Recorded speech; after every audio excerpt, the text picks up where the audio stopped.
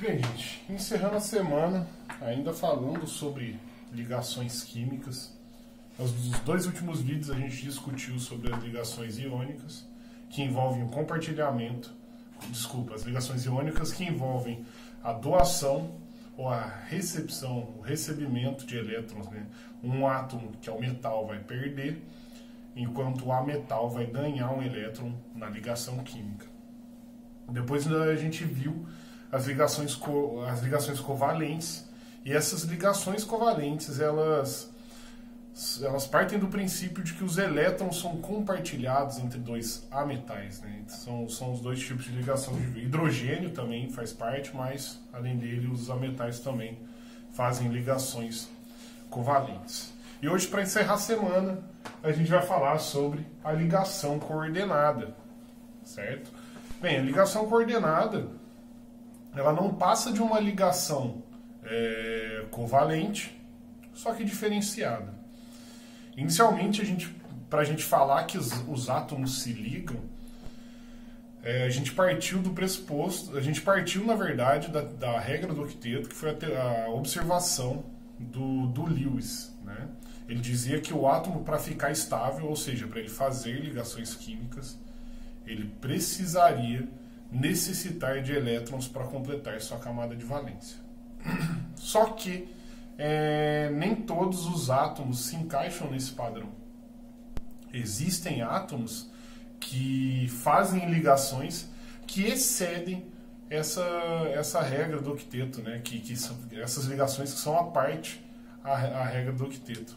E é por isso que existem as ligações coordenadas. Mas uma coisa precisa ser assim deixada de maneira mais clara possível na cabeça de vocês. O octeto não é quebrado. O átomo ainda vai possuir 8 elétrons na sua camada de valência, independente do número de ligações que ele faça. A diferença da ligação covalente normal para a ligação covalente coordenada é os átomos que compõem essa ligação. Na ligação covalente, que a gente estudou nas aulas anteriores, os elétrons que compõem a ligação, eles partem de dois átomos. Então existe um elétron de um átomo, existe um elétron de outro. Ou existem 2 elétrons, 3 elétrons de um e 3 elétrons de outro. Na ligação coordenada, os elétrons que compõem esse tipo de ligação, eles têm origem de um único elemento, de um único átomo, ao invés de 2. Certo?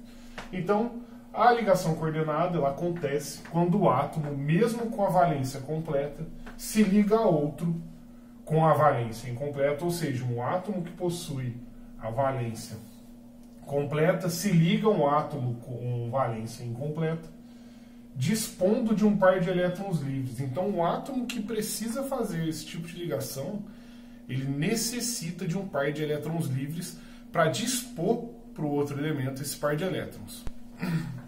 Um exemplo clássico para falar de ligação coordenada: as ligações entre oxigênio e enxofre.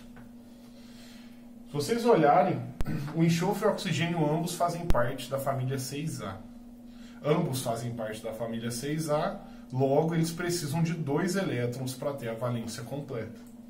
Então o oxigênio ele se liga ao enxofre, ao S, por meio da ligação covalente. Ambos compartilham um par de elétrons entre si. Mas, né, e se vocês olharem, por exemplo, fizerem a contagem de elétrons de cada um dos 2 átomos, vocês vão perceber que tanto o enxofre quanto o oxigênio, eles vão possuir o octeto completo, compartilhando 2 pares. Então a gente representa, né, esses 2 pares compartilhados na fórmula estrutural por 2 traços. E a fórmula seria o SO.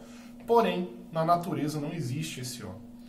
O SO ele só existe quando ele é feito e é momentâneo, porque é uma molécula que é muito instável. O motivo dessa instabilidade não é interessante para vocês saberem, certo? Mas, para não ficar muito jogado no ar, a gente tem 4 pares de elétrons livres além dos elétrons da ligação. E isso faz com que essa molécula aqui tem uma repulsão de cargas negativas muito grande, por isso que essa ligação é instável. Aí o que acontece? Se vocês forem procurar na natureza, vocês vão encontrar o dióxido de enxofre, ou seja, o SO2. O SO ele se torna instável, enquanto o SO2 ele existe. Mas se vocês forem reparar a maneira com que os elétrons vão se dispor na ligação do SO2, vocês vão reparar que tem o par compartilhado, que a gente já viu antes, e além disso, o enxofre, que possui 2 pares de elétrons livres, ele vai pegar um desses pares e vai emprestar. Ele vai se ligar, vai dar esses 2 elétrons para o oxigênio. Dar não, emprestar, porque dar seria ligação iônica. Vai emprestar esse par de elétrons, esses 2 elétrons, para o outro oxigênio. Tanto que, se vocês olharem a fórmula, por exemplo, estrutural do dióxido de enxofre, né, o primeiro oxigênio vai ter uma ligação dupla com o enxofre. E o segundo oxigênio aqui, ele vai capturar, né, e compartilhar, vai receber de maneira muito bondosa do enxofre esse par de elétrons. Por isso que a gente representa por uma linha só, um risco só. E ambos os oxigênios estão aí com a valência completa. Inclusive o enxofre também vai ter essa valência completa. Se vocês contarem os elétrons aqui, é 1, 2, 3, 4, 5, 6, 7, 8 elétrons. Mesmo se ligando a outro átomo, a regra do octeto não foi violada. Ele continuou com 8 elétrons na sua camada de valência. Repara que o enxofre ainda possui um par de elétrons livres sobrante aqui. Outro oxigênio pode se aproximar desse enxofre e se ligar também de maneira coordenada, fazendo uma ligação coordenada com esse enxofre. Então, antes, o enxofre tinha 2 pares de elétrons livres, isso tornava a molécula instável. Agora, o SO2, com outro oxigênio se ligando ao enxofre, eu tenho somente um par de elétrons livres. E por último, no caso do SO3, a gente tem outro oxigênio se aproximando do enxofre e pegando esse par de elétrons livres aqui, se coordenando a esse par de elétrons livres, formando o SO3. O SO é instável, não é encontrado na natureza, já o SO2 e o SO3, ambos são estáveis, são moléculas estáveis.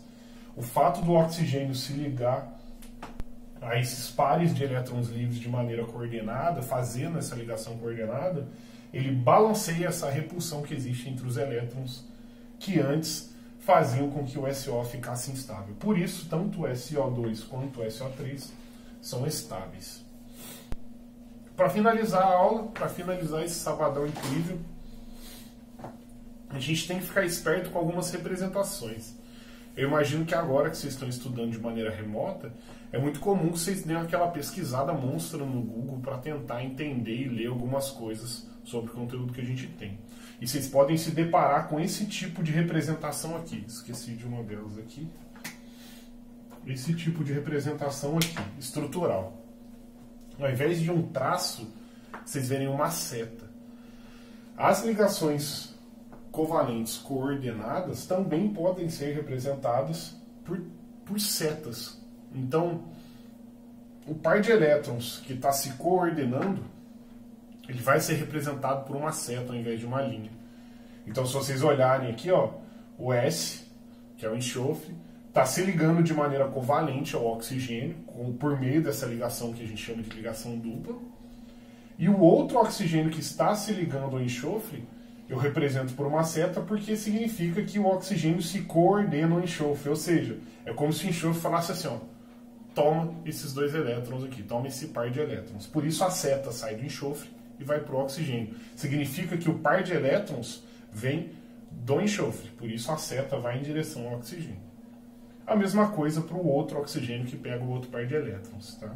Então as ligações covalentes coordenadas, elas também podem ser representadas por setas. Certo, pessoal? Está caindo em desuso. Vocês raramente podem encontrar isso em algum livro, por exemplo. Mas na internet sempre pode aparecer em alguns exercícios mais antigos que vocês podem achar. Também é possível que vocês encontrem essas setas aqui no lugar do traço para a representação do que a gente chama de ligação coordenada. Certo, pessoal? Bom descanso, até segunda-feira e um ótimo final de semana.